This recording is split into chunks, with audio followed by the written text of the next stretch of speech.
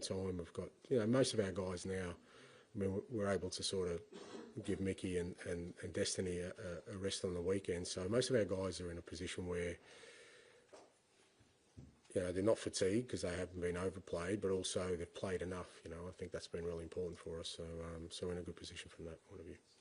And some of your very best nights have come in Europe at White Hart Lane when there's been an incredible atmosphere and positivity. Just how important will that kind of feeling within the stadium be tomorrow night with such a big game? Yeah, hugely important. I think with every European game, I think, whether you're watching last night or you'll watch tonight and, whoever's playing at home, the atmosphere makes a big impact. Absolutely it does. I think it's a big part of European football. I think a lot of teams that have success in European football is on the back of really strong home atmospheres, and we hope it's the same tomorrow night for us. We think if we can get the crowd going tomorrow night, and we've had nights like that this year. European nights have been good. The semi-final of the Carabao Cup, the first leg against Liverpool, was really good. So we need that tomorrow night because it's I think in European football it's a big part of sort of helping what are always tight ties, for clubs to get an advantage. And this competition generally offers you such a brilliant opportunity, doesn't it? I mean, it must be one against this huge opponent like this that you want to savour, the players want to savour. Yeah, like I said, I mean,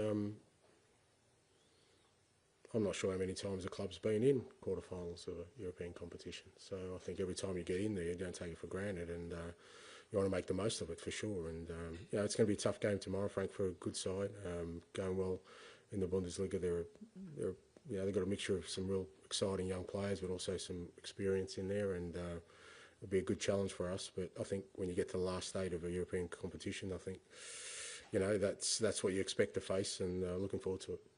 George. And you mentioned how long it's been since Tottenham won something. There's so much at stake for this competition, Champions League. Now you're in the last stages. Just how do you go about changing the mentality of the club that winning something becomes normal, particularly this season?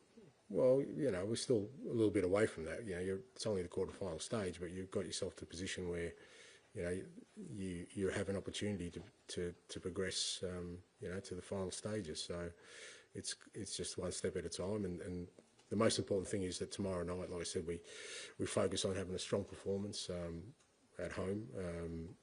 Make sure that we play the football that we want to play, and we've tried to play. I think we're slowly getting ourselves back into that sort of ability to maintain the levels we need to in a more consistent basis with the players we've got available. So that's got to be the focus.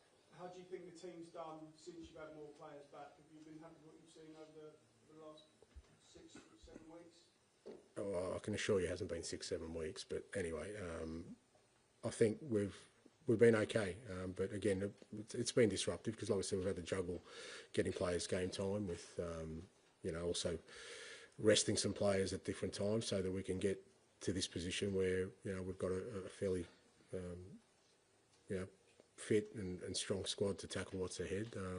I thought first half on the weekend was really good. I thought there was some real good signs both with and without the ball that the lads are getting stronger in the areas we need them to.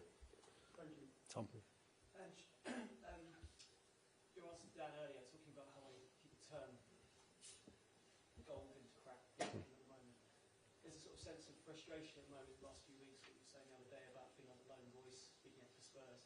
How much is there anger in the dressing room wanting to prove to people this season with this particular game that the team still is strong, still is fighting, and a quality side?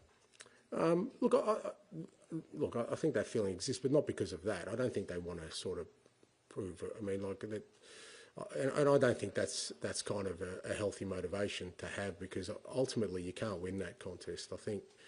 I just think we're in that position now where, as I said, even the good stuff we may do is going to be turned into some sort of half glass full kind of rhetoric. So from that perspective, I don't think we can. Am I interrupting somebody at the back there? you know, from our perspective, I don't think that can be a driver in what we want to do. The lads are really keen to, as I said, get ourselves to be in a position where we can bring success to the club, keep sort of driving the principles of, you know, why we started this whole sort of journey in terms of the kind of football we want to play, really stick together as they have through the toughest of periods.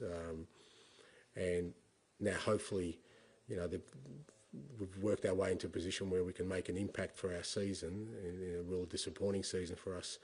I just think there's a real determination to take the opportunity that they've earned up until this point, rather than, like I said, I just don't think you can win that argument of convincing people. I think even if I think John wrote, you know, even if we win it, I'm gone anyway. So, you know, that's I'm not saying I'm going to go at you. That's just, I think, the general sentiment of people. So if you're trying to use that as a motivation, you're not going to win that anyway. So there's got to be something more in it for us. And for us, what the most important thing as a group is that, like I said, we've been through a really tough time, but we're still in a position where we can make an impact. And you don't know how often you'll get in those opportunities. Like I said, we're in a quarter-final. I don't know how many times the club's been in a quarter-final of a European competition. Well, you don't want to let that sort of slip you by, or have the wrong sort of mindset going into it. So, you know, I think the players are handling it well in terms of how they're trying to embrace this challenge of, you know, you're going to face a top team, but, you know, we have the capabilities to overcome that. Just at the weekend when Wilson Odeberg came off the bench, you were saying he wasn't quite ready or quite quick enough being like ready for that moment. How important is it for every player to be switched on straight away for this?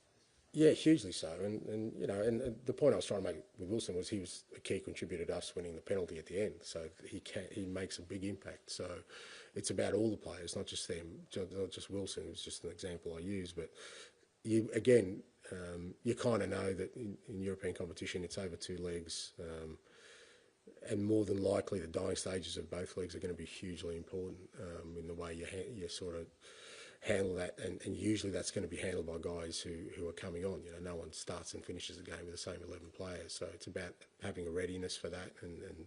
And I said at the moment, like, we've got some really good options off the bench, and I want the guys to be ready to not just come on and sort of play their minutes, but come on and really make an impact. Because like I said, he's the one that won the ball for us for Brennan's penalty, and you know, that's the kind of impact we need from the whole group now, because it's going to take the challenge of the whole group to overcome.